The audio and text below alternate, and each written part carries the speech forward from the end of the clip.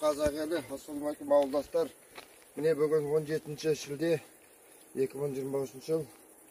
Міне біздің осы ауылымыздың табиғатын қорғауға, экологиямызды сақтап қалуға осы ат салысып, мұқым міне Қазақстан түкпір-түкпіріндегі маралдық тұмалар Астанадан келіп жатыр, Өскеменнен, басқа да қалалардан келіп жатыр. Ауылымыздың өз жергілікті тұмалары бар. Осында тұрып жатқан азаматтар бар. Бәріне осы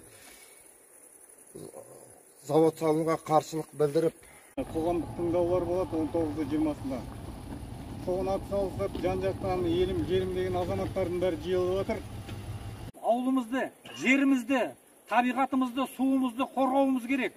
Өйткені біздің жеріміз, біздің тауымыз, біздің табиғатымыз бізден басқа ешкімге керек жоқ болып тұр қазір. Сондықтан қазіргі осы сіздердің келген қадамдарыңыздан біздің ауылымыздың болашағы